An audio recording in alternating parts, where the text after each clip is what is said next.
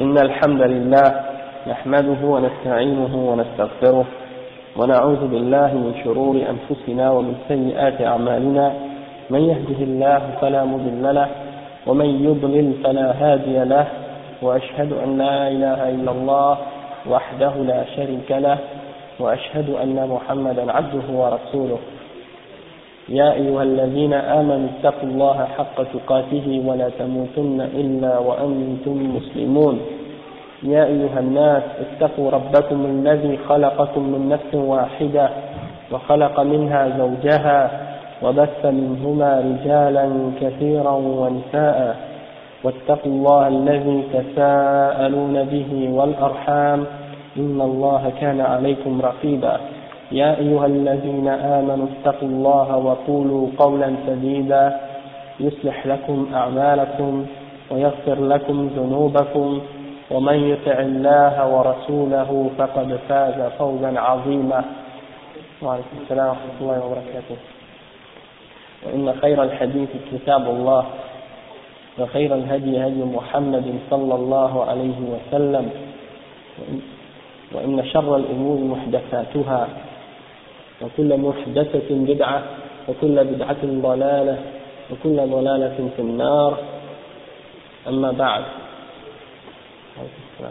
Donc aujourd'hui, alhamdulillah, on continue notre dars sur Usul al-Sunnah de l'imam Ahmad, imam Ahl al-Sunnah, et on avait parlé la dernière fois, donc on avait parlé du premier point qui était at-tamassuk bima kana alayhi ashab rasulillah sallallahu alayhi wa sallam, puis du deuxième point wal-iqtida'u bihim. On avait parlé que ça c'était les premiers points de Usul al-Sunnah, et là on fait aujourd'hui le troisième point, si je ne me trompe pas, qui est wa tarkul bid'a. Donc un des fondements de Ahl al-Sunnah wal Jama'a, Ahl al-Hadith, les gens qui sont sur la voie des salaf, c'est qu'ils laissent tomber les bid'a. Ça c'est un de leurs principes fondamentaux. C'est pour ça que l'imam Ahmad l'a mis comme troisième point dans les fondements de la Sunna, ou les fondements de la Sunna, ou donc tarkul bid'a wa tarkul bid'a, il y a beaucoup de preuves de ça dans le Coran et dans la Sunna. Premièrement, bon, la bid'a, c'est une voie qui a été inventée dans la religion, qui n'a pas de référence authentique, légale, ni dans le Coran, ni dans la Sunna, dans ses fondements et dans sa description, et qui est faite dans l'intention de se rapprocher à Allah subhanahu wa ta'ala, pour imiter la charia. Donc ça c'est la définition qui est donnée par l'imam Al-Shatibi dans son livre, le livre qui s'appelle Al-I'tisam. Et comme j'avais déjà mentionné, son livre Al-I'tisam, c'est un des livres qui explique le mieux le sujet des bid'ah, qui clarifie presque, c'est un des premiers livres qui a été écrit dans ce domaine, qui s'appelle Al-I'tisam, et qui est unique en son genre. Al-I'tisam. Et ça c'est écrit par l'imam Al-Shatibi. Shatibi. Donc ça c'est la meilleure définition.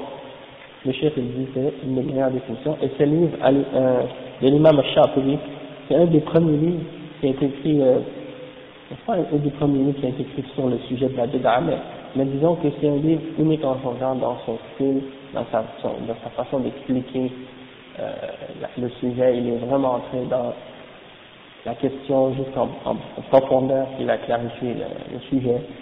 C'est un livre à conseiller à tout musulman qui est capable de lire l'arabe et qui est intéressé à vraiment comprendre la réalité de la bid'a. Donc, ça c'est la bid'a. Et on va citer quelques exemples et quelques preuves de ça, en ce qui concerne la bid'a, de prouver que c'est interdit d'innover quoi que ce soit dans la religion de l'islam. Donc le chef il mentionne comme première référence اتبعوا ما أنزل إليكم من ربكم ولا تتبعوا من دونه أولياء. C'est le premier verset dans Surat Al-A'raf, le verset 3 dans Surat Al-A'raf. Suivez ce qui a été révélé sur vous de votre Seigneur et ne suivez pas autre chose qui vient en contradiction avec elle. Et dans un autre hadith, le prophète sallallahu alayhi wa sallam a dit وإن شر الأمور محدثاتها وكل محدثة بدعة وكل بدعة ضلالة كل ضلالة في النار. dans un autre hadith وإياكم ومحدثات الأمور فإن كل محدثة بدعة. Ça c'est le hadith rapporté par Al-Irbad ibn Sariya. Et qu'est-ce que ça signifie? Ça signifie les pires des affaires sont les choses innovées dans la religion. Et toute chose innovée dans la religion, et toute chose inventée dans la religion est une innovation, une bid'a. Et toute bid'a est un égarement. Et tout égarement mène au feu de l'enfer. D'accord? Oui, ça c'est dans Khutbatul Haja. C'est dans l'introduction, quand le prophète sallallahu alayhi wa sallam faisait un discours ou un khutbah, il commençait toujours en disant cette chose. Et donc ça nous montre aussi l'importance que le prophète sallallahu alayhi wa sallam a donné au fait d'avertir les gens contre toute forme d'innovation. Hein? Donc, si quelqu'un vous demande c'est quoi la preuve que la bid'a est interdite dans l'islam, on peut lui dire وإن شر الأمور محدثاتها وكل محدثة بدعة وكل بدعة ضلالة وكل ضلالة في النار. Ça, si tu dis à une personne ce hadith, ça devrait être suffisant pour le convaincre qu'une bid'a est haram, qu'une bid'a est un égarement, et que c'est interdit, et c'est la pire des choses de faire une bid'a. D'accord? Et ça, c'est une réponse aussi à ceux qui prétendent que c'est pas toutes les bid'as qui sont mauvaises. Il y a un groupe parmi les bid'as qui vont arriver puis qui vont dire que il y a des bid'as qui sont bonnes, et il y a des bid'as qui sont mauvaises. Et donc, si ces gens-là disent ça, et il y a une bid'a hasana, une bid'a sayyi'a, alors tu peux leur dire que le prophète sallallahu alayhi wa sallam, lui, n'a pas fait cette distinction. Il n'a pas dit certaines bid'as sont hasana et certaines bid'as sont sayyi'a. Mais il a dit kullu bid'atin dalal. Kull, c'est-à-dire toutes, sans exception. Il n'y a pas de limite dans le sujet. C'est toutes les bid'as qui sont dalal. Et ça, c'est même le quatrième point qui vient après ce point-là, puis après on va avoir c'est kullu bid'atin dalal.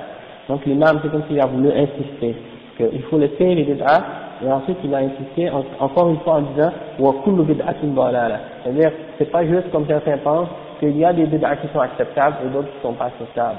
C'est toutes les bid'as qui sont pas acceptables. D'accord? Et puis, une des raisons pour lesquelles ils ont essayé de dire qu'il y a plusieurs, ou qu'il y a des bid'as qui sont acceptables, eh bien, il y en a quelques-unes parmi les arguments là. Et il se base sur plusieurs points. Donc, je vais vous mentionner les plus importantes. Il y a ça, puis il y a d'autres aussi. On va commencer une par une, comme le chef les a mentionnés. Premièrement, il mentionne parfois un hadith. En fait, c'est pas un hadith. Il a été rapporté par certains comme étant un hadith, sauf qu'il n'est pas authentique. Le prophète sallallahu alayhi wa sallam n'a jamais dit c'est ما رآه المسلمون حسنا فهو عند الله حسن وما رآه المسلمون سيئا فهو عند الله سيء. Donc ça veut dire ce que les musulmans voient comme étant bon, alors pour Allah c'est bon, et ce que les musulmans voient comme étant mauvais, alors pour Allah c'est mauvais. Cette parole attribuée au prophète sallallahu alayhi wa sallam n'est pas authentique, mais elle a été rapportée aussi selon un sahabi comme étant une parole d'un sahabi, c'était Ibn Mas'ud. Donc, si c'est l'athar de Ibn Mas'ud, ça a été rapporté selon lui, donc c'est pas une preuve légale dans l'islam. Parce que dans l'islam, la parole autre que le prophète Mohammed sallallahu alayhi wa sallam n'est pas une preuve dans la charia. D'accord? Donc pour affirmer quelque chose, il faut que ce soit la parole du prophète Mohammed sallallahu alayhi wa sallam. Mais si Mais si par exemple la parole d'Ibn Mas'ud, on l'analyse comme il faut et on regarde qu'est-ce qu'il dit, eh bien ça voudrait dire en fait par al-Muslimoun, c'est en particulier les Sahaba. Ce que les Sahaba voient, tous les Sahaba voient comme étant une bonne chose, alors que c'est une chose qui est bonne, parce que ça c'est al-Ijma', c'est-à-dire c'est le consensus des musulmans. Donc si tous les Sahaba étaient d'accord sur une chose, ils ne peuvent pas être d'accord sur l'égarement. C'est comme un autre hadith qui est authentique du prophète sallallahu qui dit, La tajtami'u ummati ala dalala. Ma umma ne va pas s'unir sur l'égarement. Ne peut pas s'unir sur l'égarement.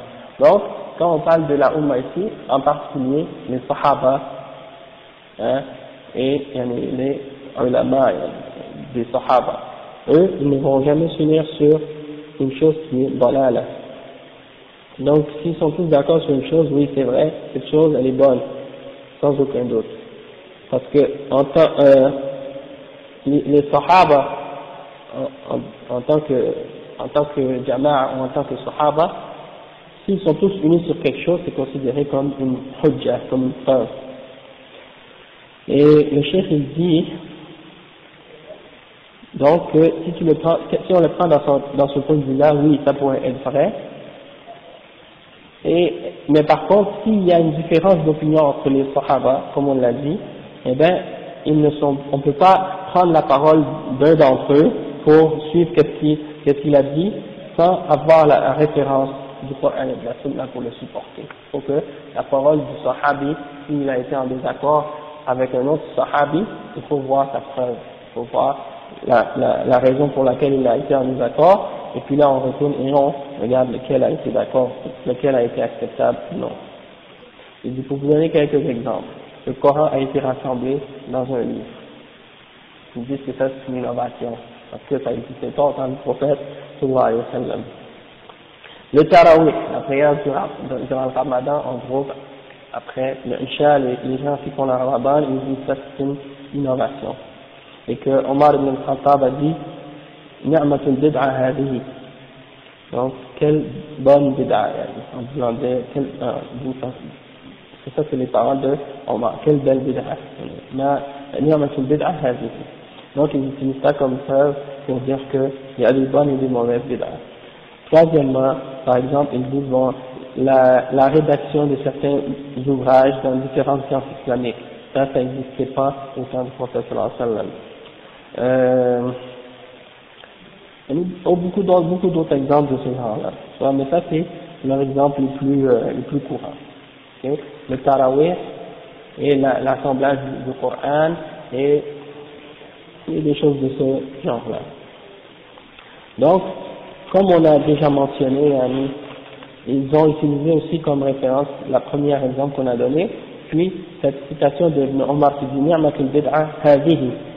Et ça c'est souvent entendu chez ces gens-là, ils répètent toujours cette citation-là.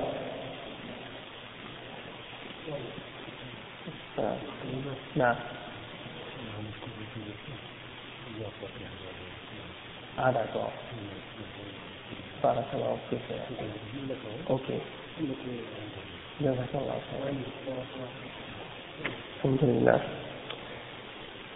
Donc,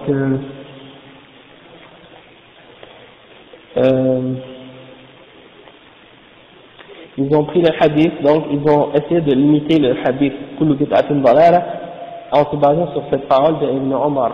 Sauf que la réalité, c'est que, comme on a déjà expliqué ça dans plusieurs cours, la prière du Tarawih, elle a été faite même au temps du prophète Muhammad sallallahu alayhi wa sallam durant sa vie.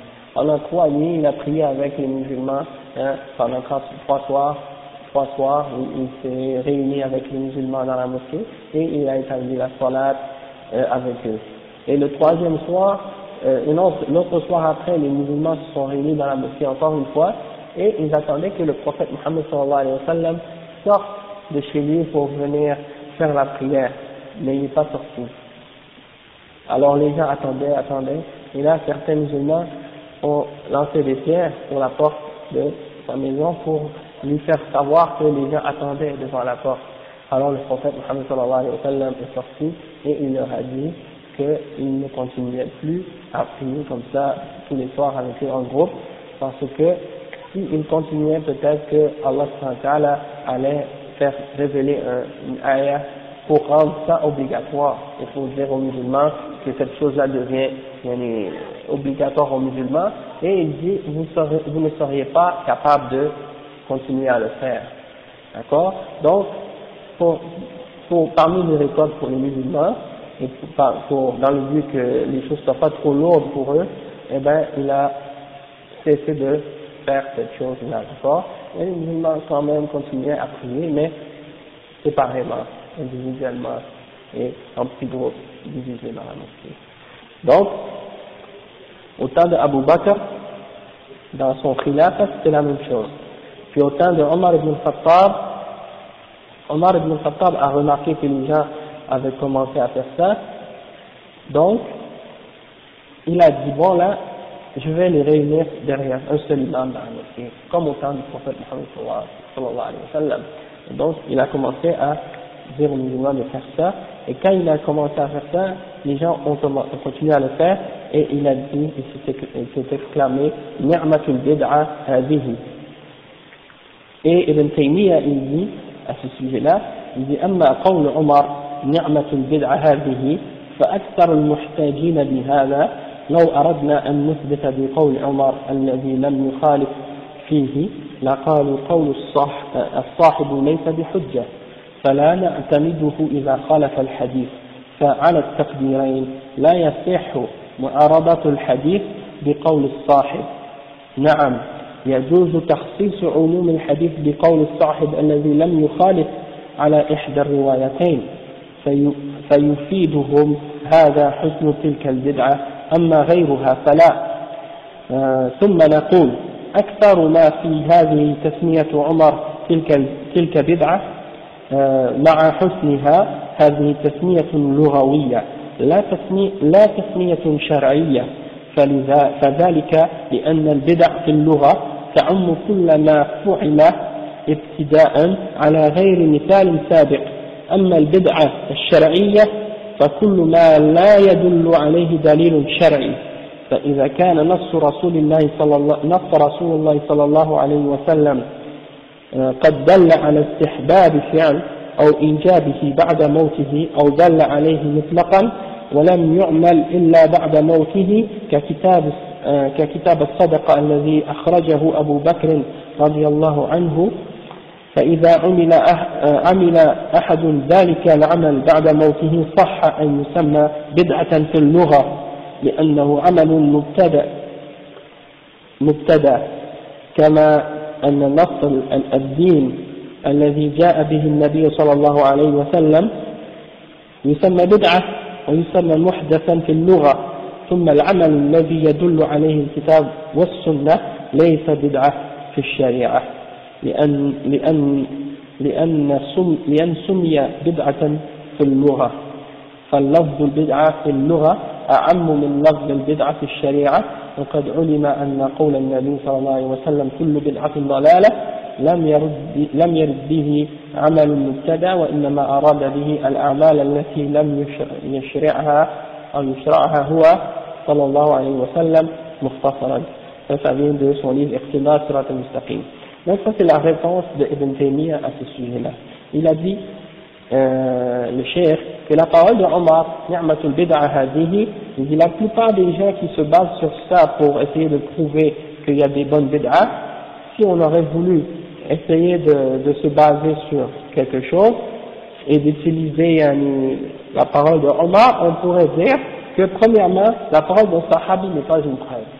La parole d'un sahabi n'est pas une preuve en elle-même, donc elle ne peut pas limiter la compréhension d'un hadith. Et deuxièmement, si certains ont dit par exemple que certains hadiths peuvent être limités par la parole d'un sahabi, ils disent que ça c'est limité uniquement pour un hadith en particulier, mais pas pour d'autres, ou pas pour plus que ce hadith-là, pas pour d'autres hadiths en dehors de celui-là. Donc on ne pourrait pas prouver qu'une bid'a serait bonne excepté pour ce sujet-là, pour ce domaine-là, c'est-à-dire pour le tarawih seulement, parce qu'il n'y aurait pas d'autres preuves pour d'autres domaines, pour d'autres sortes de bid'ah. D'accord? Mais, comme on a dit, la parole d'un sahabi n'est pas une preuve, donc ça ne peut pas être utilisé pour montrer que cette bid'a est bonne. Deuxièmement, il a dit, puis ensuite nous disons que le plus qu'on peut prendre de cette appellation de Omar au sujet de cette action comme étant, lorsqu'il l'a décrit comme étant une bid'a et de dire qu'elle était bonne, c'est une description ou une appellation linguistique qu'il a donnée et non une appellation légale. Donc quand il a parlé de cette action en la décrivant comme étant une bid'a, c'est au sens linguistique seulement. Parce que, comme le cheikh il explique, que la bid'a au sens linguistique, elle implique toute action qui a été faite nouvellement, qui n'avait aucun exemple semblable dans le passé. Un acte qui a été fait, qui n'a jamais été fait auparavant de cette façon. Donc, dans ce sens-là, on peut dire que c'est une bid'a au sens de linguistique. En ce qui concerne au sens de la charia, c'est que la bid'a c'est toute chose qui a été faite et au sujet de laquelle il n'y a aucune preuve dans la charia.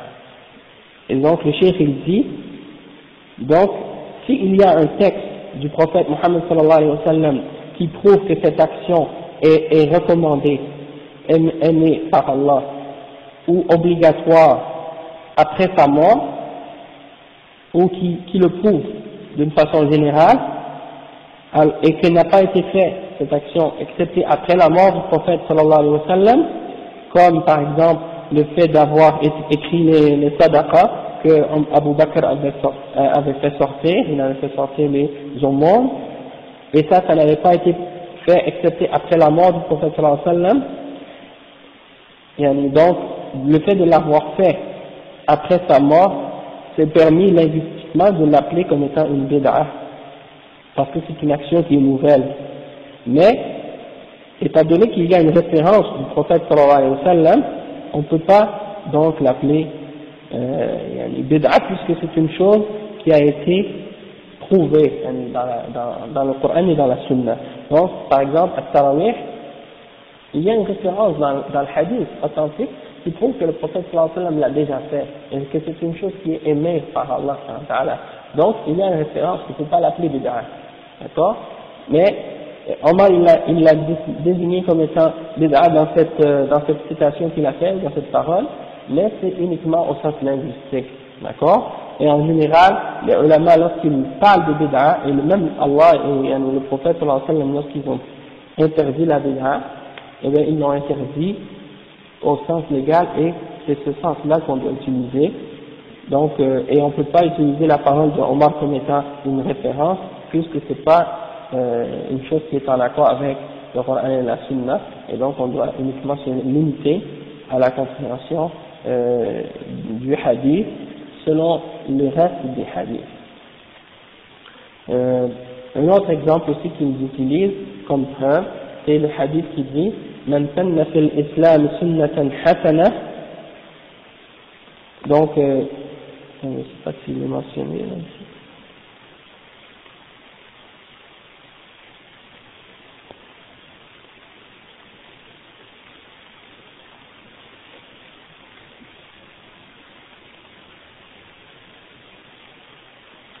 Oui, c'est ça.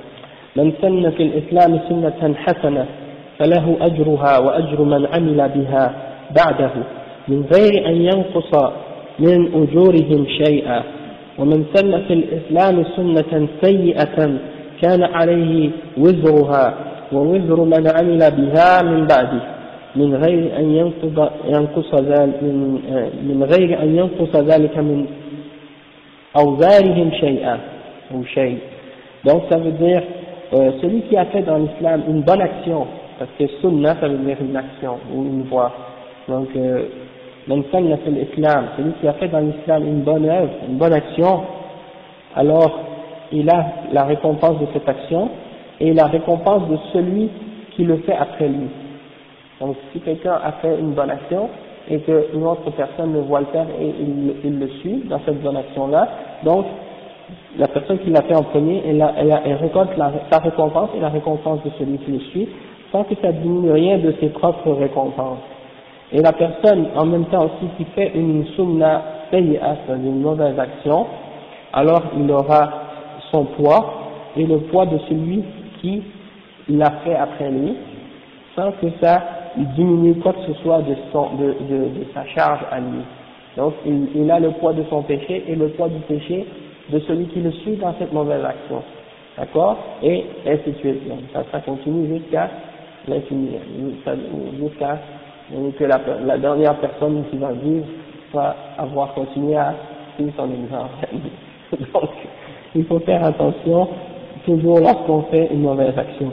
Et donc, dans ce hadith, eux ils utilisent ce hadith pour dire, bon, s'il y a des sunnah hasana et des sunnah sayyi'a, donc il y a une bid'a hasana et une bid'a sayyi'a. D'accord? C'est ça leur logique. Mais, si on regarde le contexte de ce hadith dans lequel il est révélé, premièrement, il a été rapporté par l'imam Muslim, donc c'est un hadith authentique, mais il est rapporté dans Kitab al-Zakat. Il est rapporté dans Kitab al-Zakat. Et à ce hadith, le texte, il y a un contexte qui est cité auparavant. C'était que le prophète sallallahu alayhi wa sallam a vu des gens qui sont arrivés et qui étaient très très très pauvres. Et lorsqu'il a vu la pauvreté de ces gens-là, son visage a changé, tellement il a été affecté par la pauvreté de ces gens-là. Alors, qu'est-ce qu'il a fait? Il a rassemblé les musulmans dans la mosquée, et là, il les a incités à faire des aumônes et à donner en charité. Et là, quand il a commencé à parler, il voit que personne bougeait. Il n'y avait personne qui donnait quoi que ce soit en sadaqa. Alors là, le prophète sallallahu alayhi wa sallam a continué à inciter les gens à donner, et là, de tous les gens qui étaient assis, il y a une seule personne qui s'est levée et qui a pris un sac d'argent qu'il possédait, un sac de pièces d'or ou quelque chose comme ça, et qui l'a jeté devant le prophète sallallahu alayhi wa sallam. On peut l'en dire, devant le minbar, il l'a jeté devant le minbar et il a donné cet argent-là, fi sabilillah. Alors, lorsque les gens l'ont vu se lever et faire ce geste, tous les gens ont commencé par la suite à le suivre. Et un par un, tous les gens se levaient et ils venaient et ils donnaient de leur argent. Alors là, subhanallah, le prophète sallallahu alayhi wa sallam a commencé à sourire.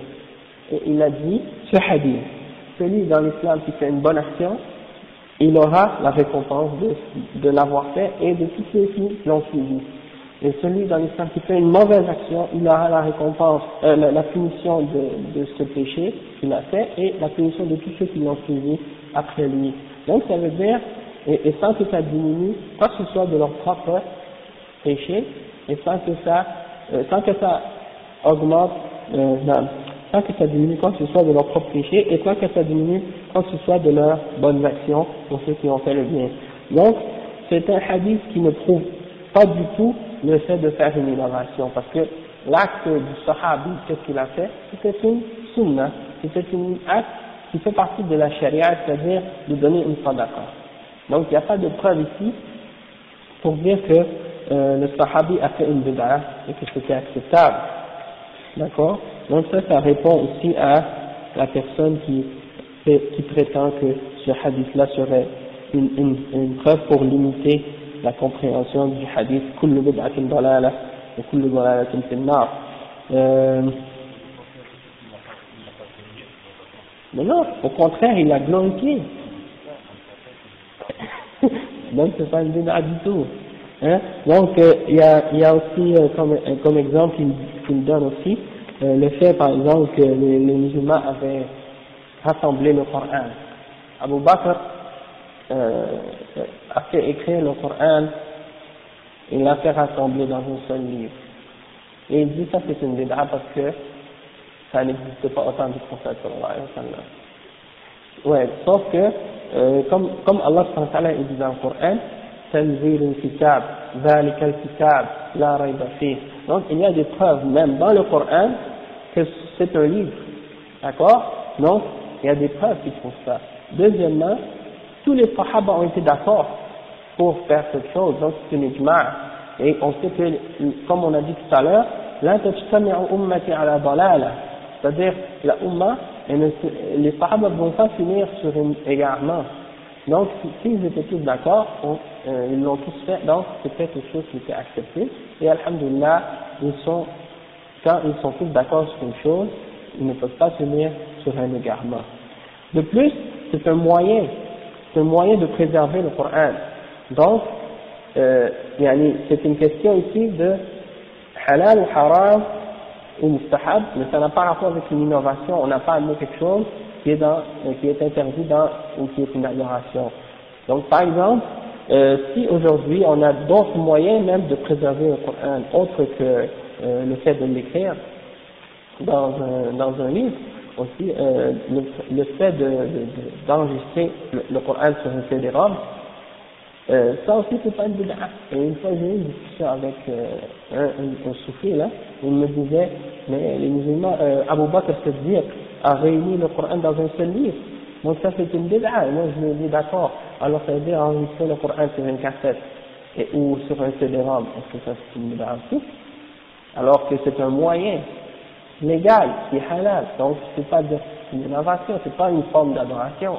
Donc eux des fois c'est une autre de leurs erreurs, qui sont qu'ils ne comprennent pas la distinction entre qu'est-ce qui est sunna et qu'est-ce qui est bid'a, c'est qu'ils pensent ils mélangent premièrement entre la distinction de la bid'a dans la langue et la bid'a au sens de la sharia, comme on a vu tout à l'heure, et aussi une autre erreur qu'ils font, c'est qu'ils ne font pas la distinction entre quelque chose qui est dans l'adoration, dans le manhaj, et quelque chose qui est dans les actes de la dunya, les choses qu'on fait de tous les jours. D'accord? Tout ça, c'est des moyens que tu utilises dans les choses de dunya qui sont halal.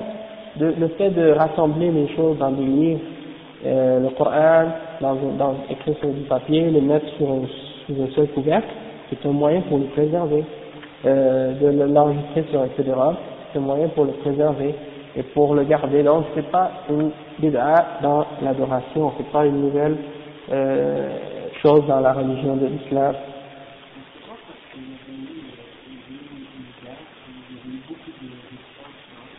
Oui, c'est ça. Oui, parce que beaucoup de ceux qui avaient mémorisé le Coran, ils allaient combattre les murtaddin, les apostats et les gens qui suivaient le faux prophète Musaylama al-Kazzab, et beaucoup d'entre les gens qui avaient mémorisé le Coran mouraient dans ces djihad là. Donc le prophète Abu Bakr Siddiq il a fait ordonner que le Coran soit écrit dans un livre, et ça a été approuvé par tous les sahaba de l'époque. Donc il y a ça, puis on y a aussi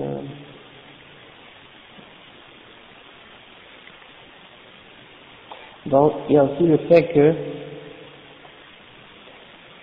par exemple, il y en a qui mélangent aussi entre qu'est-ce qui est haram puis qu'est-ce qui est bid'a. Comme par exemple, il y en a qui mélangent le fait que entre qu'est-ce qui est haram et qu'est-ce qui est bid'a. C'est-à-dire, on sait nous qu'il y a une différence entre un péché et une bid'a. Il y a des musulmans qui comprennent peut-être pas la différence et qui pensent qu'une personne qui fait un péché, c'est équivalent à une personne qui fait une bid'a ou vice versa. Sauf que, juste pour vous donner un exemple,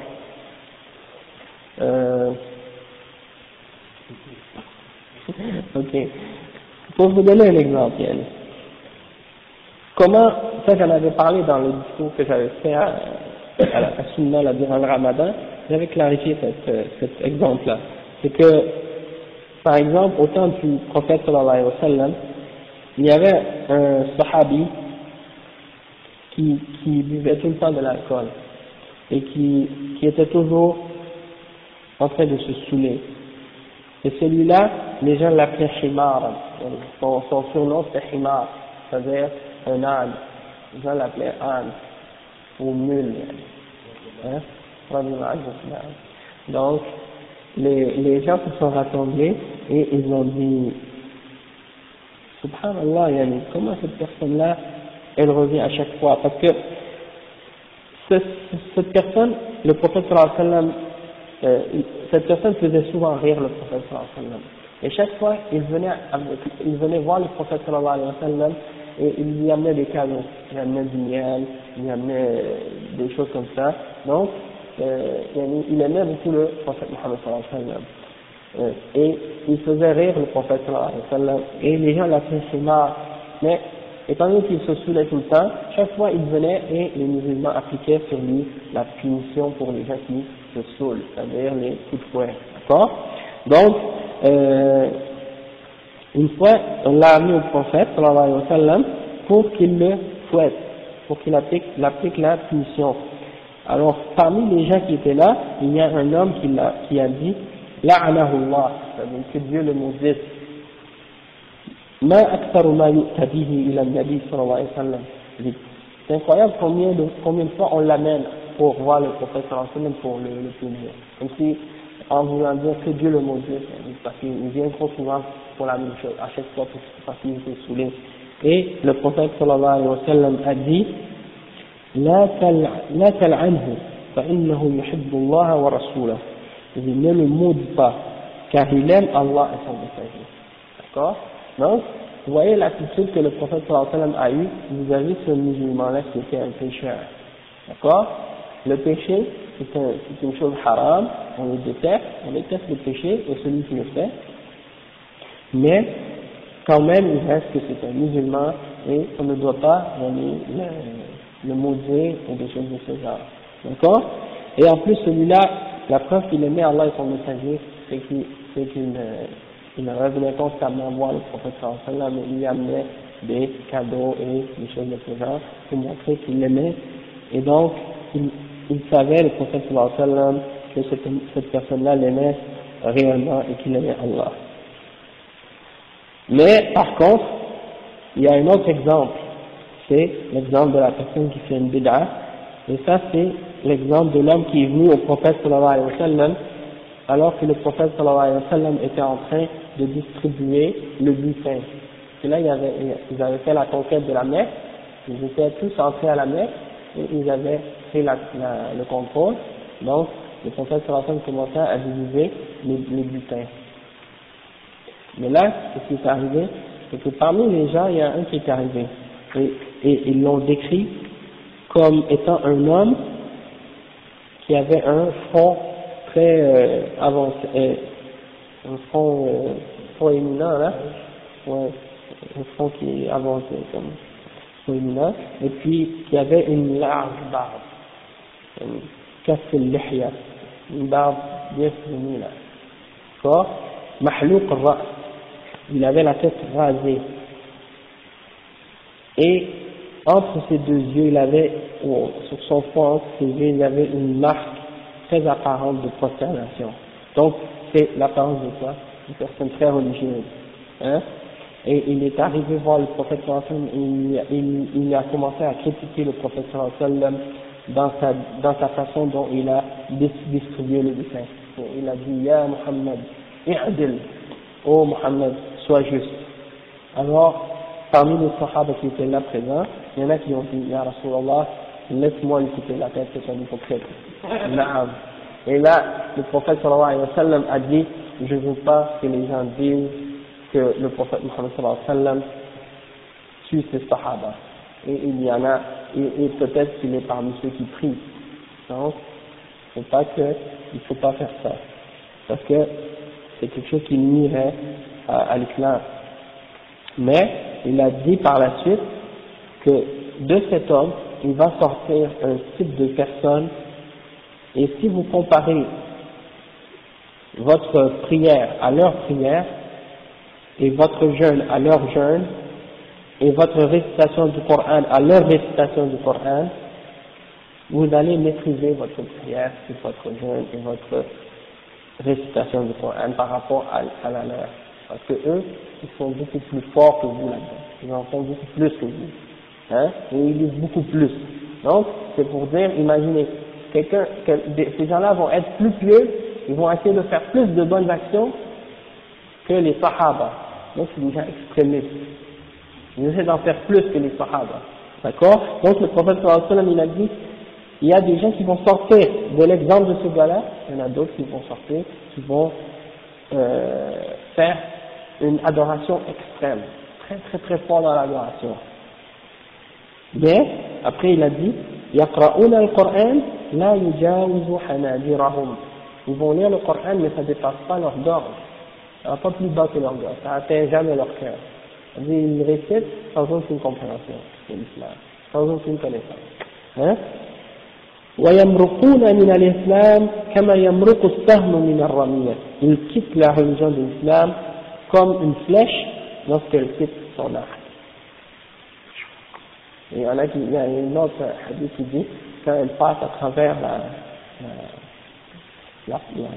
l'animal ou la bête, elle entre et elle ressort et il n'y a aucune trace de rien là, de sang ou quoi que ce soit. C'est-à-dire tellement qu'elle passe vite à travers l'islam, elle ne laisse aucune trace. Comme s'ils n'avaient jamais connu l'islam. لئن أدركتهم لأقتلنهم قتل عاد. Si moi j'arrivais à rencontrer ces gens-là, je les combattrais, je les ferais comme on a tué le peuple de Ad. Hein?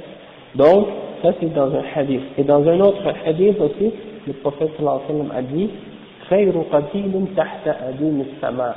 Ce sont les meilleures personnes tuées sous le ciel. Et dans un autre hadith, il a dit, le meilleur c'est celui qui les tue et celui qui se fait tuer par eux. Et dans un autre hadith, le prophète sallallahu alayhi wa sallam nous a décrit comme étant hum kilab ou ahl al-nar. Il a décrit comme étant les chiens du feu de l'enfer. Les chiens des gens du feu de l'enfer. Donc, ces gens-là, c'est comme ça que le prophète sallallahu alayhi wa sallam nous a décrit, malgré que si tu regardes leur apparence extérieure, ils ont tous les signes de gens qui sont très très pieux et très forts dans l'islam. Malgré que les autres là, c'est des pécheurs, donc regardez celui-là qui se prétend plus juste que le prophète Mohammed sallallahu alayhi wa sallam. D'accord? Donc eux ils viennent avec quoi? La question de justice sociale, d'égalité et de sortes de choses de ce genre. Hein? Et ils pensent que le prophète sallallahu alayhi wa sallam n'a pas compris comment être juste envers les gens en divisant les butins. Le prophète sallallahu alayhi wa sallam savait très bien comment distribuer les butins. Donc,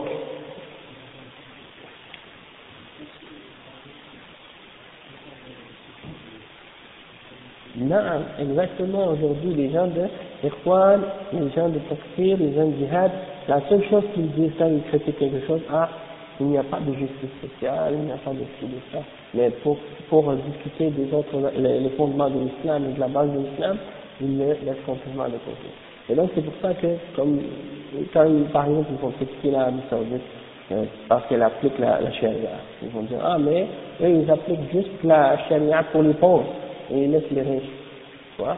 Ou bien ils vont dire il n'y a pas de toutes sortes d'autres raisons. Et ils ne prennent aucune considération sur la question de l'aqida, la question des fondements de la base de l'islam et tout ça.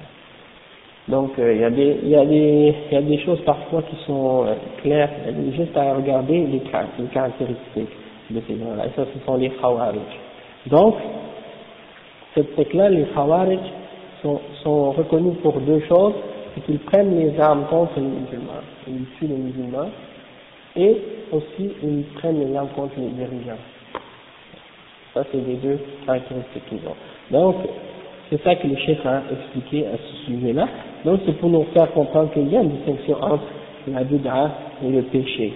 Et il y a un des salafs qui disait que Iblis, il préfère la bid'a que le péché.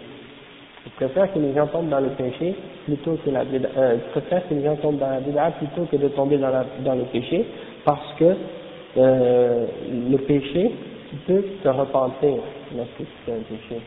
Mais la bid'a, tu t'en repens pas. Pourquoi? Parce que tu penses que tu te rapproches d'Allah en le faisant. Tu penses que quand tu le fais, Dieu aime ça. Donc comment tu vas te repentir de quelque chose que tu penses qui est plaisant à Allah subhanahu wa ta'ala?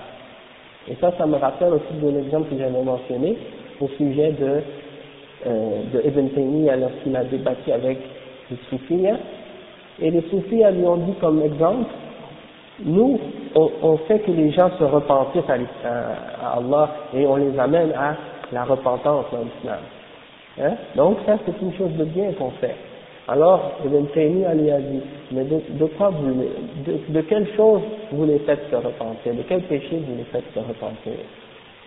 Ils ont dit, mais c'était des gens par exemple qui étaient des hors-la-loi, des gens qui attaquaient les caravanes des voyageurs sur le chemin, ils coupaient la route aux caravanes et ils se sont repentis maintenant de ce péché-là, puis ils sont avec nous, avec notre tariqa, ils nous suivent.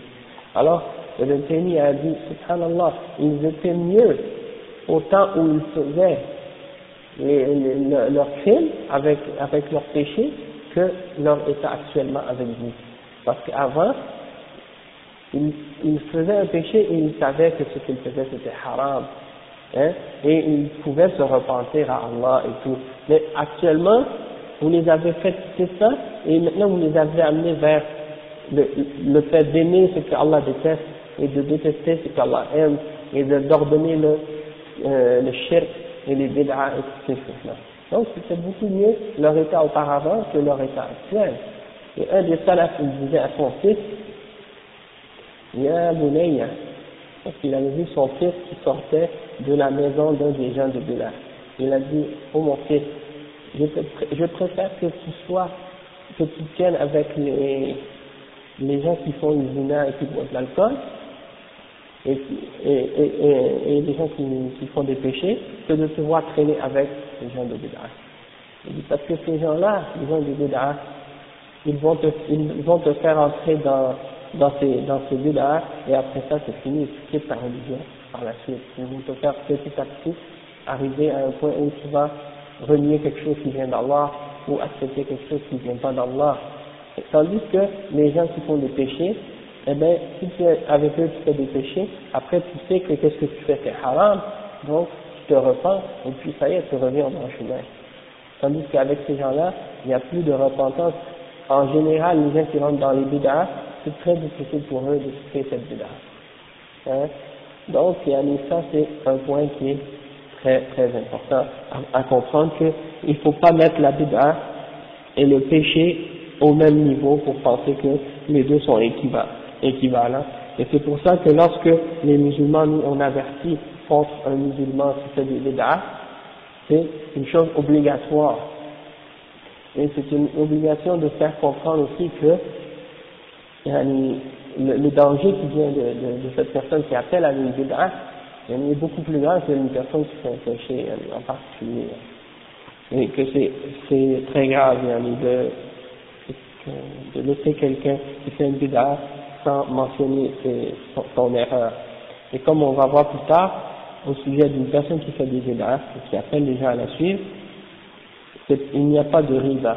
C'est-à-dire le fait de mentionner, d'avertir les musulmans contre lui et de les avertir contre lui pour pas que les gens soient trompés par son erreur, par sa bid'ah et tout, ça rentre pas dans le fait de parler dans le dos d'une personne.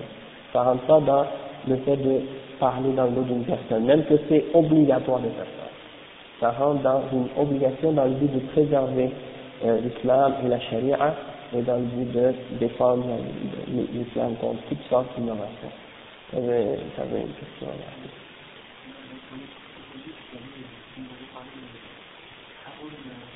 Haroun Yahya. Ouais. Ouais. Non. Ouais. Ouais.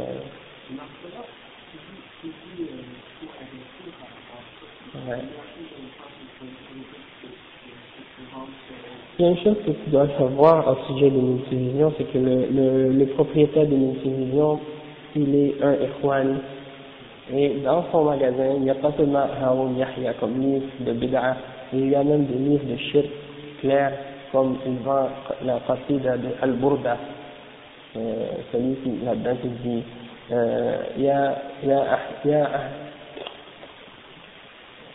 يا أحسن الخلق ما لي ألوذ به سواك عند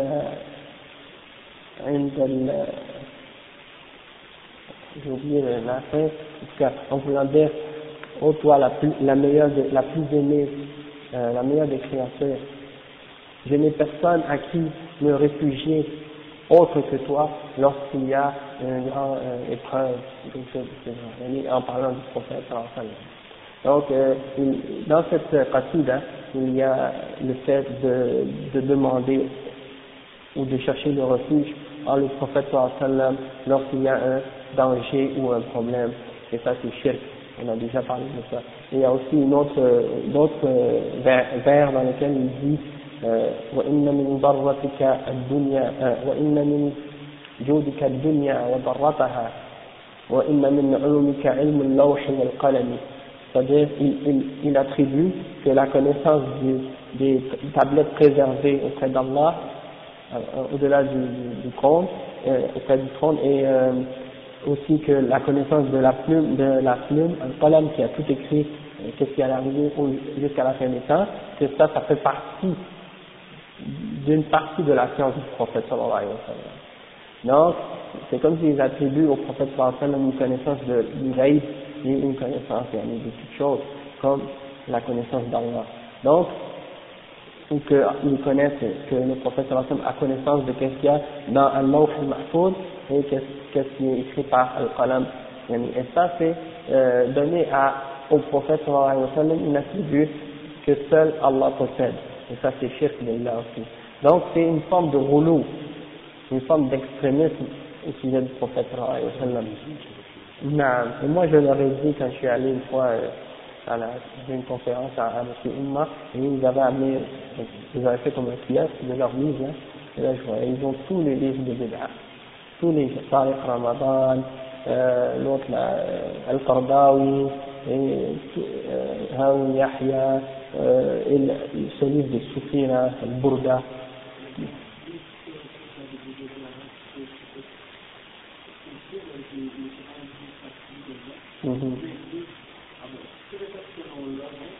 Ouais. Ça, c'est un livre qui a été écrit par les Mourides du Sénégal. C'est un livre avec les noms d'Allah dedans. Puis ils disent, par exemple, si tu veux avoir un enfant, tu récites après la prière, pendant 40 vendredis, par exemple, après la prière de Fajr, on va dire 50 fois ce nom-là, ce nom d'Allah, puis ça y est, ça va être exaucé, des choses comme ça. Mais il n'y a aucune preuve de ça dans le Coran, ni dans la Sunna, pour des choses pareilles. Donc ça, c'est clair, c'est des bid'a. Hein? Et donc c'est pour ça que ces livres-là, quand on les voit, bon, il faut avancer les gens, il faut dire aux gens de s'écarter de ça. Mais le problème, c'est que ces gens-là, ils n'ont pas, premièrement, ils n'ont pas compris la différence entre Sunna et bid'a. Ils n'ont pas compris une compréhension de l'islam selon la compréhension des salafs. Donc, même si tu leur dis ça, ils ne prennent pas conscience. Et donc, tu dois leur rappeler que, écoutez, vendre les livres islamiques, c'est une responsabilité devant Allah. Si la personne achète ces livres-là chez eux, et ils s'en vont le lire et puis tombent dans les garments à cause de ça, ils auront la responsabilité au jugement dernier pour ça. Donc c'est pour ça que vendre les livres, c'est très, très grande responsabilité. Et donc, ils devaient plutôt essayer de vendre les livres écrits ou traduits par les ulama, ou écrits par les ulama, puis traduits par les musulmans qui sont sur la voie des salafs. Et souvent, ils éloignent les gens de la lecture des livres, les ulama salafis.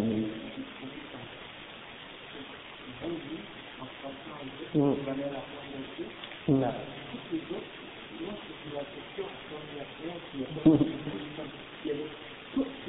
Ouais. Oui, mais puis aussi, ils ont pas juste les livres, ils ont même les CD là, audio et tout là. Et dans ce CD, il y en a un qui essaie de nier la réalité du monde là, qui te dit que ce que tu vois dans tes yeux, c'est ça, c'est une vision, c'est pas la réalité, ça n'existe pas, c'est tout dans ta tête, donc le monde actuel là, ça n'existe pas et tout. Ça c'est grave, les choses de ce genre, non, donc, pardon? Il faut faire attention. Il y a beaucoup de traducteurs, les traducteurs là-bas, souvent sont des traducteurs, mais ils connaissent, et c'est comme leur travail, sont des traducteurs, ils sont diplômés peut-être dans la traduction, sauf qu'ils ne sont pas spécialisés dans l'islam. Donc ils traduisent les choses mot à mot parfois. Et donc quand tu lis leur livre, tu lis leur traduction, tu vois la traduction d'un terme dans le livre, et là tu regardes dans le mot arabe à la base, et tu vois que ça n'a aucun rapport entre les deux là.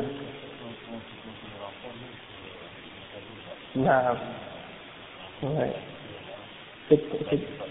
Exactement. Il traduit mot pour mot un mot là. Et il y a des mots, il y a des termes en arabe ou dans l'islam qui sont des terminologies spécifiques au domaine de la religion musulmane. Donc, le fait de trouver un mot synonyme qui est exactement, qui a la même connotation en français là, qui va traduire exactement la même idée qu'en arabe, comme tawhid par exemple. Le traduire dans monothéisme, c'est sûr que ça donne une idée sur ce que ça signifie, mais c'est pas suffisant puisque on sait que dans l'islam, le tawhid, c'est tout à fait différent que le monothéisme chez les chrétiens et chez les juifs. Hein? Parce que pour eux, ils disent qu'ils sont des monothéistes, alors qu'ils sont des mouchriquins. Tu comprends?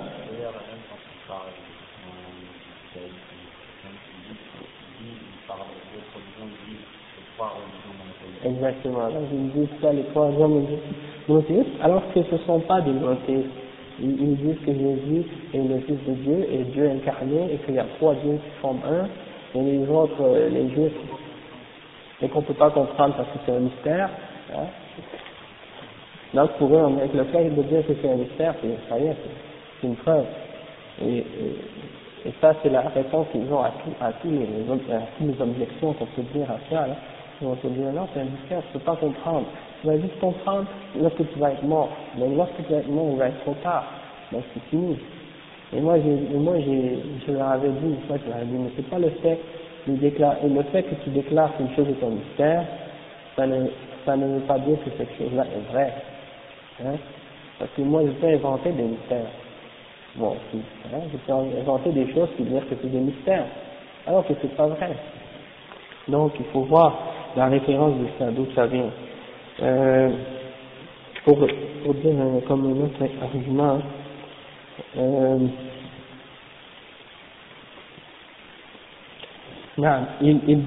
le fait d'avoir que certains ulama ont divisé la bid'a en 5 catégories selon les ahkam, c'est-à-dire de dire que par exemple il y a des bid'a qui sont comme wajib, mubah, makruh, haram, ou de ces catégories-là, comme on dit par exemple wajib, mandoub, mubah, makruh et haram.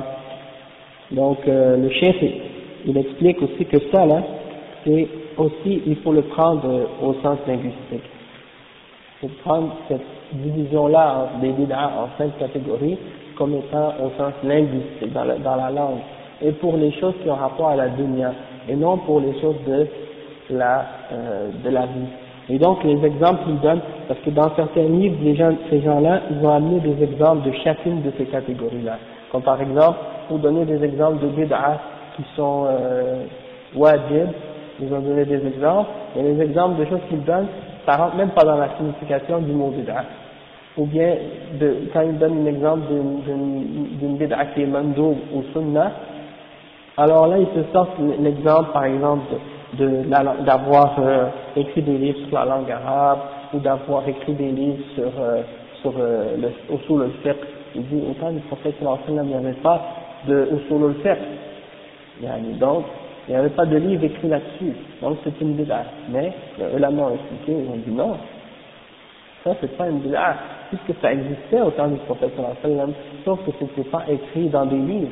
Les sahaba suivaient des règles, ils avaient des fondements, lorsqu'ils extrayaient des verdicts, des textes du Coran et de la Sunna, ils suivaient certaines règles, ils les comprenaient ces règles, et ils savaient qu'il y avait des conditions et des choses à respecter.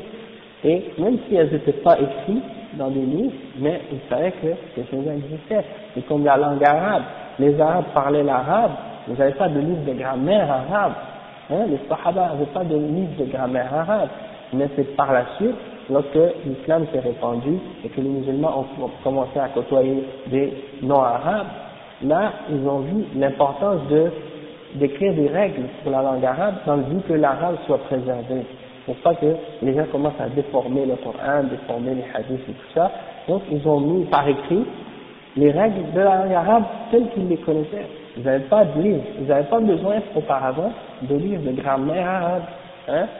Et donc, c'est pas des choses nouvelles qui avaient été innovées, c'est des choses qui étaient déjà là, qui existaient, c'est comme qu'on les a mis par écrit. Hein? C'est comme par exemple les livres sur le tawhid, les livres sur les récitations des gens bid'a, c'est des choses qui existaient, que les sahaba avaient compris, que les sahaba connaissaient. Mais c'est juste que, étant donné que la situation des gens bid'a n'était pas apparue encore pour essayer de contester ou mettre en question ces principes-là, donc il n'y avait aucun besoin d'écrire ces œuvres, ces ouvrages. Mais lorsque ces gens-là sont apparus, et là c'était nécessaire de faire ça, et c'est pour ça que des savants les ont fait.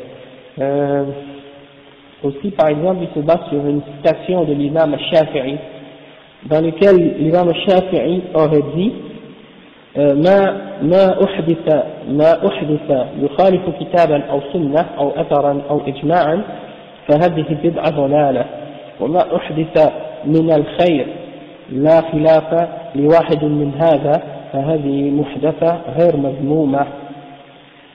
Et dans une autre citation aussi pareille, il a dit al-bid'a bid'atan bid'atun mahmouda wa bid'atun madmouma فما وافق السنة فهو محمود وما خالف السنة فهو فما وافق السنة فهو محمود وما خالف السنة فهو مذموم. Et il s'est basé sur la citation de Omar ibn al-Khattab ni'matul bid'a hadhihi. Donc eux ils disent que la citation de Al-Shafi'i qui dit ce qui a été innové et qui n'est pas en contradiction ni avec le Coran, ni avec la Sunna, ni avec une athar, ni avec un ijma', un consensus, donc c'est une bid'a qui est égarement. Et ce qui a été innové et qui est bon et qui n'est pas en contradiction avec aucune des choses qu'on a mentionnées, alors cette bid'a elle est pas blâmable et pas mauvaise. Et dans une autre citation aussi, il a dit que la bid'a, il y en a deux, une bid'a qui est bonne et louable et une bid'a qui est blâmable. Et celle qui est en accord avec la sunna, alors c'est celle qui est louable, et celle qui est contraire à la sunna, elle est blâmable, et il s'est basé sur la parole de Omar ibn Khattab au sujet du Ramadan, donc ni'matul bid'a hadihi. C'est basé sur cette citation de Ibn Omar. Et premièrement, une chose qu'on doit comprendre, c'est que cette citation-là, elle est ramenée dans Hilyatul Awliya par, selon Harmalat ibn Yahya, et dedans il y a Abdullah ibn Muhammad al-Atshi, et ils ont mentionné dans Tarikh al-Baghdadi que aussi As-Sam'ani dans son livre Al-Ansab, ils ont rapporté à son sujet, ils n'ont pas mentionné à son sujet aucun jarh et aucun ta'dil, c'est-à-dire ils n'ont pas fait aucune connotation négative ou positive à son sujet. Et l'autre cheikh, il s'appelle Ali Hassan, un des élèves de Cheikh Al-Albani, il a mentionné que c'était une personne qui est inconnue, une personne inconnue qui était dans cette chaîne de narrateurs. Donc dans ce cas-là, déjà là, il y a un certain doute au sujet de la chaîne de rapporteurs dans la citation de l'imam Shafi'i, donc on ne peut pas être certain de l'authenticité. Deuxièmement, c'est que, comme on a dit tout à l'heure au sujet de la parole du Sahabi, Ibn Omar, que ce n'était pas une hujja par laquelle on pouvait opposer un hadith, la parole d'un imam qui est venu après Omar ibn Khattab, encore moins une hujja. Donc on ne peut pas utiliser ça comme étant une chose qui peut limiter la compréhension d'un hadith. Et donc, et comme on a déjà expliqué, on a parlé que on n'a pas le droit de suivre aveuglément les paroles d'un imam, peu importe qui il est, si qu'est-ce qu'il a dit est en contradiction avec le Coran et la Sunna. L'imam al-Shafi'i a dit lui-même, إذا صح الحديث فهو مذهبي. Si le hadith est authentique, alors c'est mon madhab. Et l'imam al-Shafi'i, ça a été rapporté à son sujet d'une façon authentique que l'imam al-Shafi'i lui-même a dit الاستحسان إنما الاستحسان تلذذ dans son livre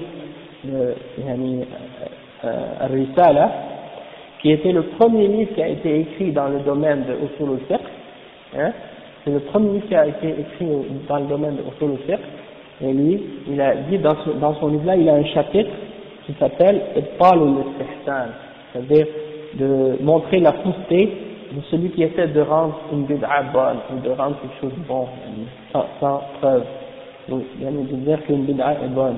Donc il a dans son livre aussi Al-Umm, il a ce chapitre-là, et dans Al-Risala, il a parlé de ça aussi. Et dans son livre Al-Risala, il a lui-même exprimé l'opinion que la parole d'un sahabi, s'il a eu une position par laquelle il s'est distingué des autres sahaba, il n'est pas une preuve en lui-même. Et il n'est pas obligatoire de le suivre. Donc, qu'est-ce qu'on dit si c'est pas la parole d'un sahabi, comme l'imam Shafi'i lui-même, et ça c'est contraire même au fondement de l'imam Shafi'i lui-même. Et il a dit, l'imam Shafi'i, innama al-istihsan talazzuz, et je pense que c'est lui qui a dit aussi, man istahsana faqad shara, celui qui a dit qu'une chose est bonne, c'est comme s'il a légiféré, comme s'il a décidé d'une loi dans le loi. Et donc, c'est contre, ça vient en contradiction avec cette citation-là qui a été rapportée. Et donc, on doit le prendre aussi comme il dit ici. Oui, c'est ça. Donc, la définition qu'il a donnée, quand il parle, il dit par exemple,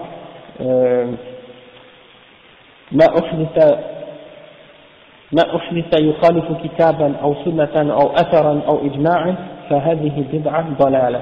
Donc, ça en réalité, la première partie de ce qu'il dit, c'est ça la définition de la bid'a dans l'islam. C'est-à-dire quelque chose qui n'est pas prouvé ni par le Coran, ni par la Sunna, ni par une citation d'un sahabi, ni par une ijma'.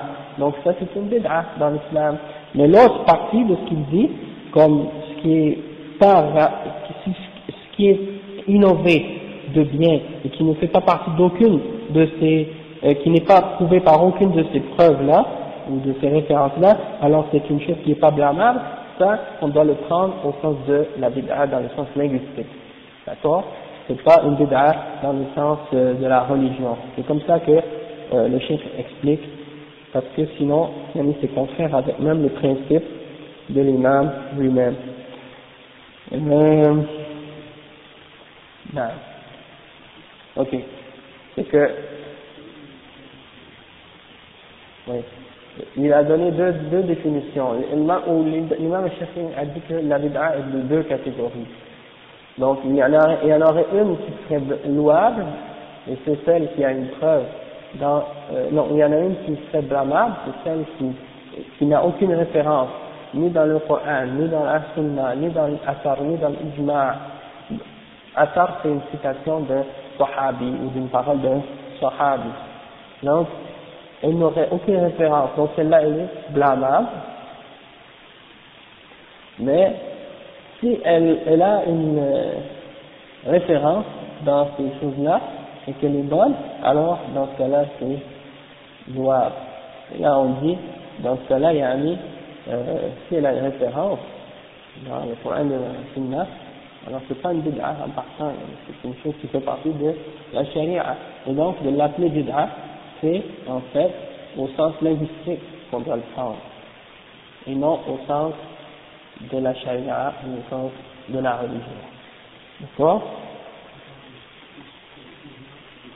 L'ijma', bon, l'ijma', c'est premièrement pour les sahaba.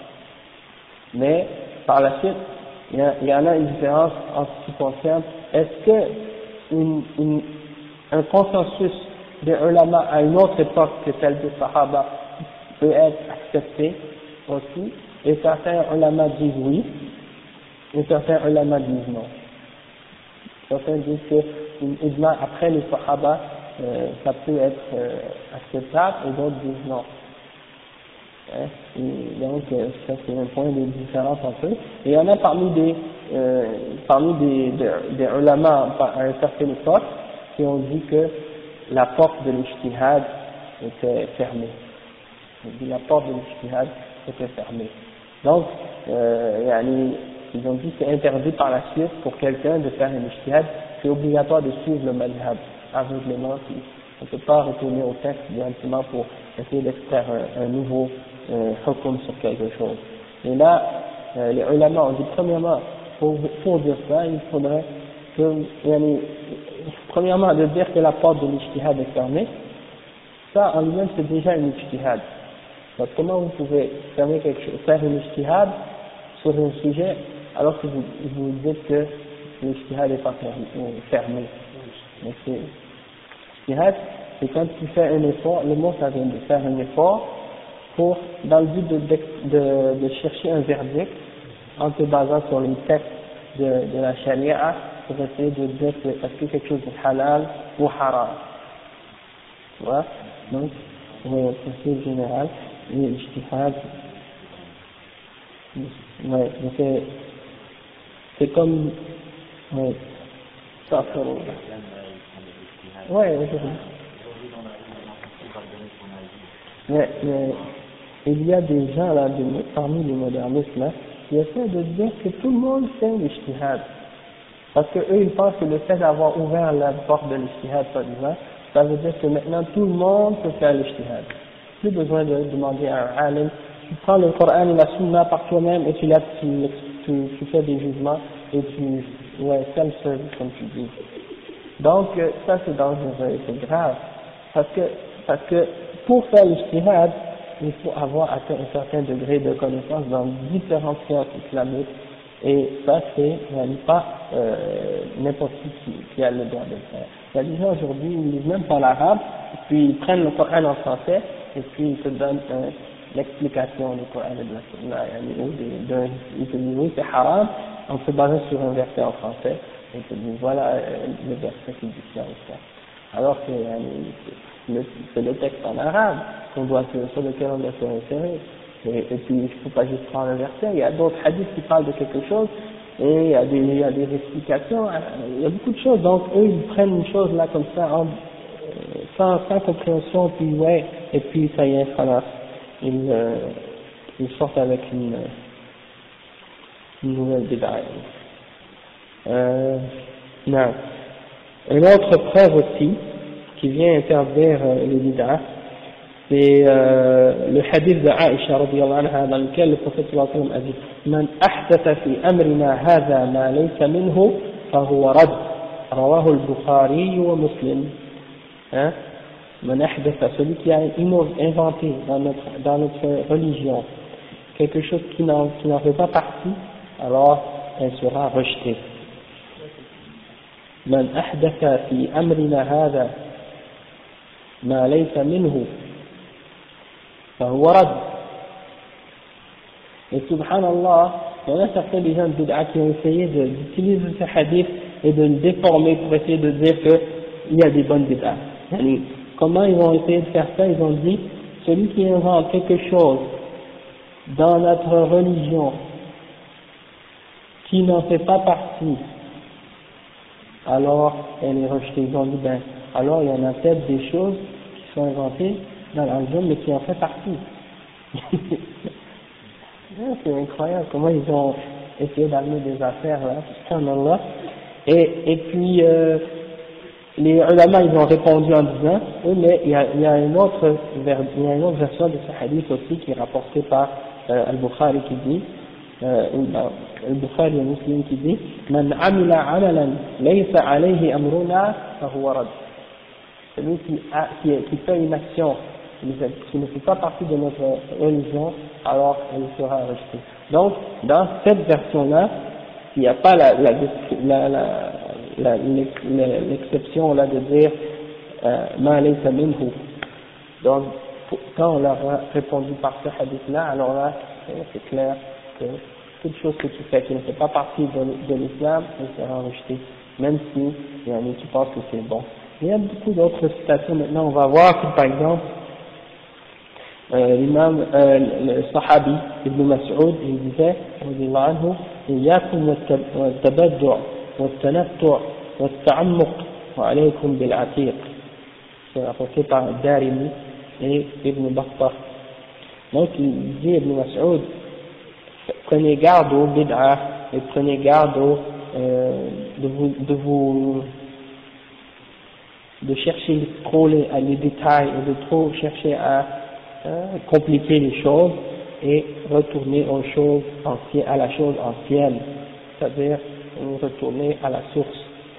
عن ابن المسيب أنه رأى رجلا يصلي بعد طلوع الفجر أكثر من ركعتين يكثر فيهما الركوع فنهاه فقال يا أبا محمد يعذبني الله على الصلاة قال لا ولكن يعذبك على خلاف السنة.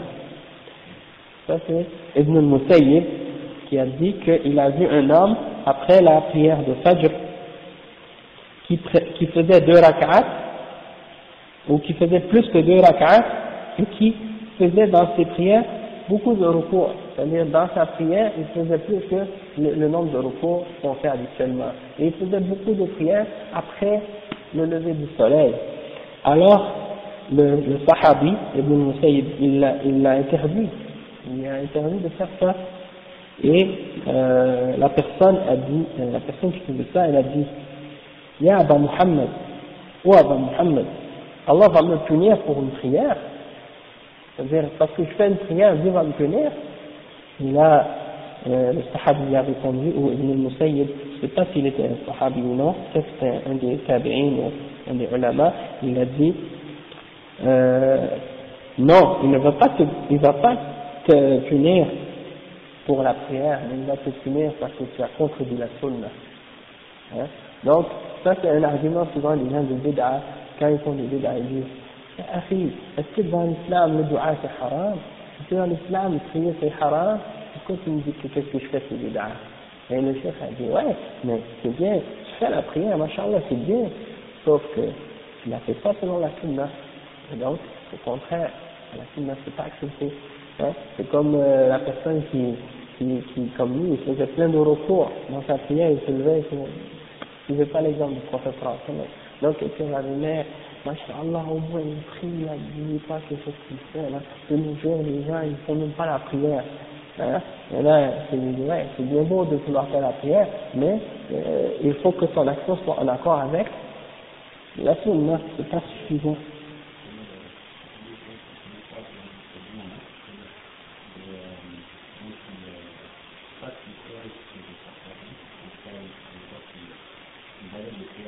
Ouais, il mentionnait à chaque prière, ouais, ça c'est une histoire qui est arrivée après la mort du prophète sallallahu alayhi wa sallam, que des gens s'étaient réunis dans la mosquée avec en cercle, et dans chaque cercle au centre il y avait une personne, et la personne, elle prenait des pierres, et puis elle disait par exemple Allahu Akbar, et là les gens faisaient Allahu Akbar.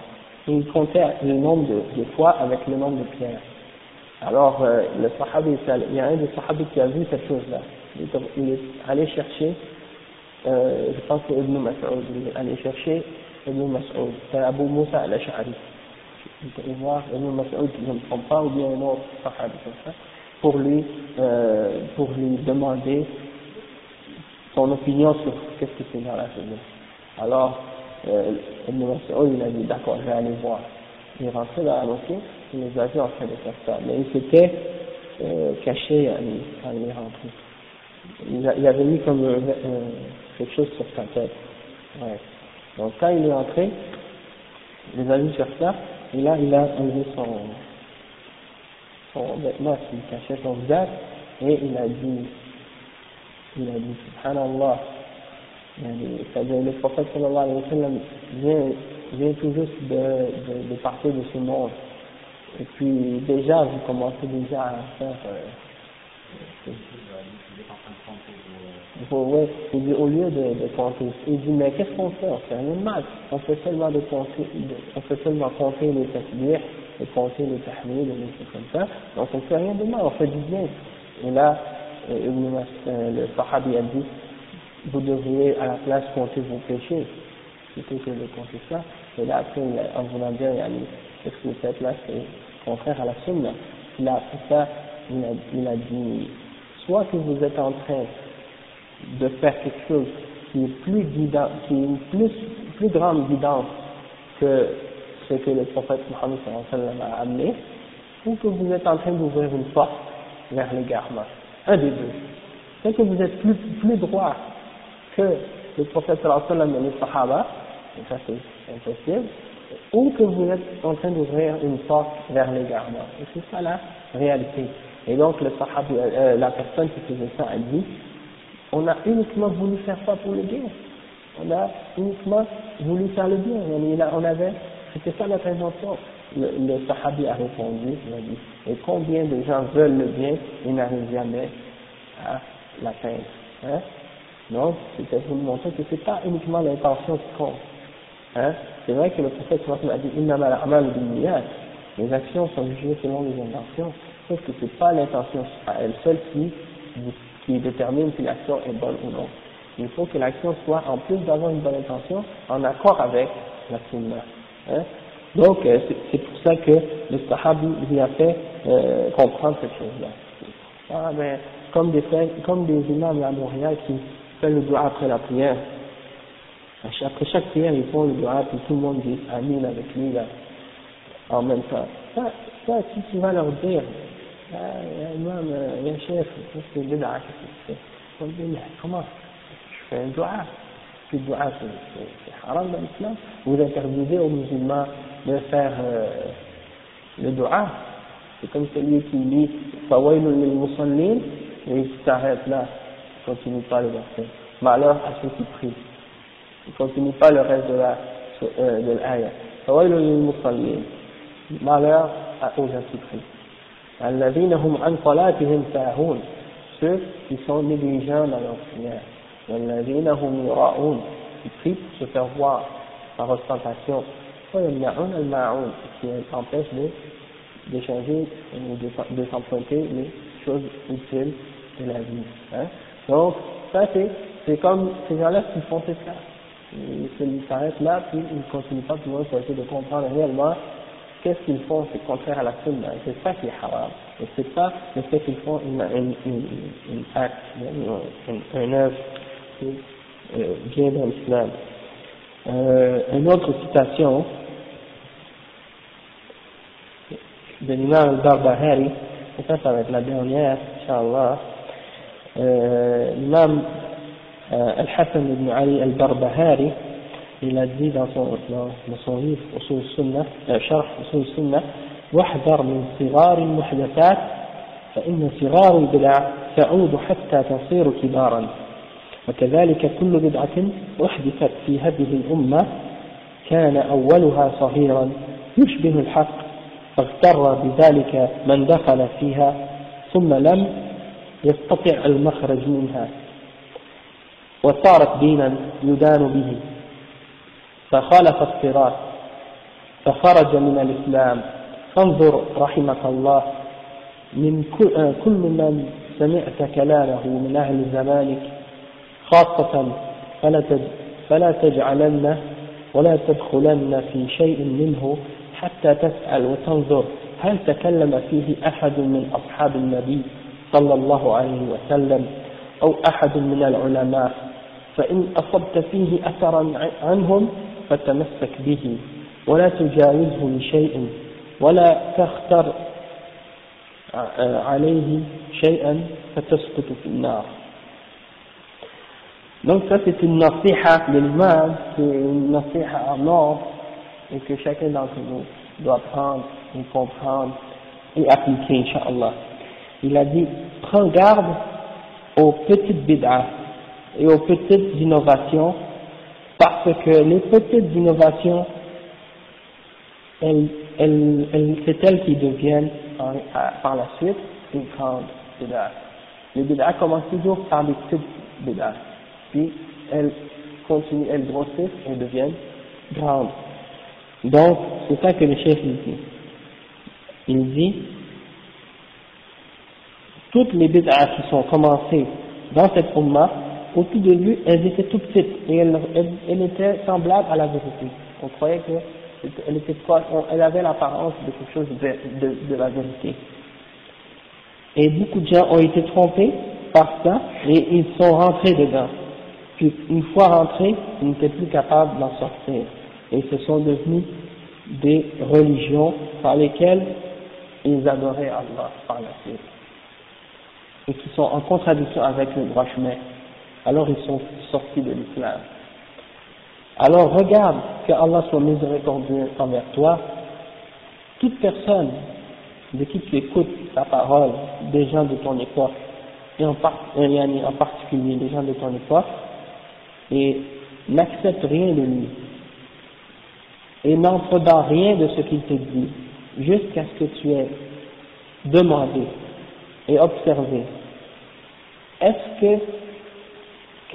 que un d'entre les sahaba du prophète sallallahu alayhi wa sallam ont dit ce qu'il dit, ou est-ce que un d'entre les ulama ont dit cette parole?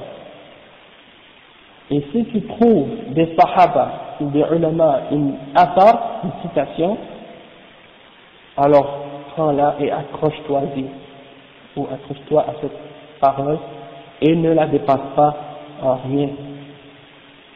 Et sinon tu risques de tomber dans le feu. Donc on va s'arrêter ici pour aujourd'hui, Inch'Allah, et puis on continuera la semaine prochaine. أقول قولي هذا وأستغفر الله لي ولكم فاستغفروه إنه هو الغفور الرحيم. وفي تبارك